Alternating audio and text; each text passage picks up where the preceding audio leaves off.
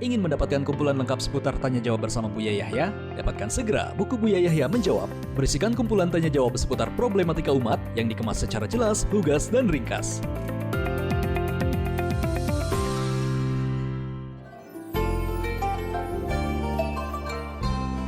Assalamualaikum Buya. Assalamualaikum. Allahumma salli ala Sayyidina Muhammad wa ala ali Sayyidina Muhammad. Saya hamba Allah dari Kuningan, izin bertanya Buya.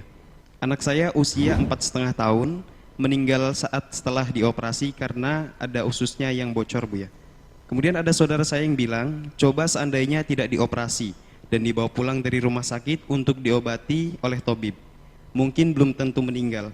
Apakah pertanyaan ini bisa benar Buya? Mohon jawabannya dan saya butuh nasihatnya dari Buya. Jadi orang bijak itu penting. Akan tapi Anda pun tidak selalu hidup dengan orang bijak, bijaksana.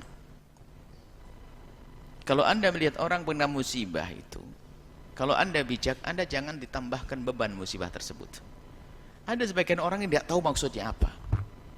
Sudah ada wafat, oh, coba nggak usah dioperasi. Nah ini kan bikin tambah orang nyesel ini. Ini orang hidupnya kok bikin sakit orang. Mesti hibur, langsung dibesarkan hatinya. Masya Allah, biaya operasinya akan jadi pahala buat Allah, dan dari Allah, buat pahala dari Allah. Semoga dia wafat menjadi sebab tabungan kemuliaan. Gitu malah, coba nggak dioperasi. Ini kok kurang ajar bener orang-orang itu.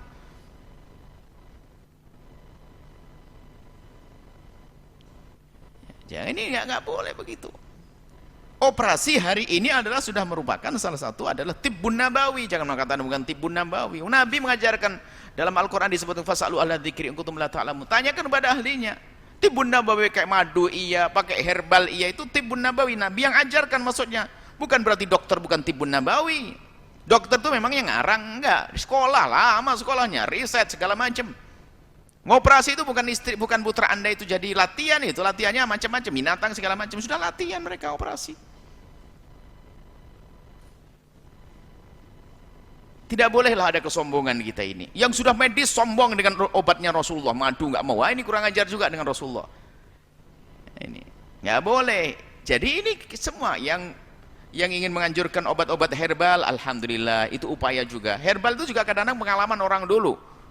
Dulu kalau orang dulu sakit perut tuh nggak usah pakai yang pakai pet-pet itu ya. Ada kan obat ada pet-petnya itu ya. Nggak usah, langsung aja ibu kita ngambil kunir, kemudian dikasih madu, diminumkan, selesai. Sama suruh gigit daun jambu, jambu batu muda. Itu beres orang dulu. Nah ini benar sudah teruji juga. Itu herbal juga itu. Cuman kalau anak pondok makan daun jambu bengong tambahan buyanya ngasihnya. Dan di mana dapat daun jambunya? Beli obat. Jadi sudahlah jangan bikin. Kalau memang sudah ikut medis, petunjuk medis, tapi ada orang antipati, nggak mau medis, harus herbal. Kok harus? Herbal kalau sudah pada tertentu nggak mungkin malah ngabisin duit untuk herbal. Nggak mungkin. Ada sebagian penyakit yang menurut medis adalah nggak bisa diobati lagi karena mungkin ini hanya tinggal bertahan saja. Ini kan menurut medis. Boleh nanti setelah itu herbal sifatnya adalah untuk menggugurkan kewajiban ikhtiar. Kadang yang jualan herbal itu sendiri kadang berlebihan. Oh ini pasti bisa. Wah, ini herbal ini sudah kembali kepada zaman Nabi. Iya benar ya. Herbal alami kalau bukan tidak cocok. Maksudnya yuk kita seimbang dengan herbal. Oke. Ya kita percaya herbal asalkan barang-barangnya benar dan yang jual juga benar, yang buat benar. Medis juga jangan antipati. Medis adalah juga Nabi mengajarkan belajar. Nggak boleh jadi dokter tuh hanya ini yang lulusan pondok ngafal Quran saja langsung bikin pelang dokter juga nggak boleh kok. Ada aturannya semuanya. Jadi jangan bikin sakit. Maksud kami nasihat penting adalah jangan bikin orang sakit hati. Sedih itu ibunya waktu dibilang kenapa kok bawa ke rumah sakit, akhirnya kan dioperasi. Ya nggak dioperasi mati juga banyak kok, nyalain operasi. Kalau dioperasi mati ya ada, tentu ada memang orang sakit kan. Dan memang manusia dia bernyawa. Kalau dia operasi orang yang mati nggak akan mati lagi. Antara sehat namanya berobat, antara sembuh dan berlanjut sampai mati itu biasa dalam pengobatan. Jangan memastikan harus sembuh itu. Siapa yang ngatur? Allah kan yang punya obat, ya.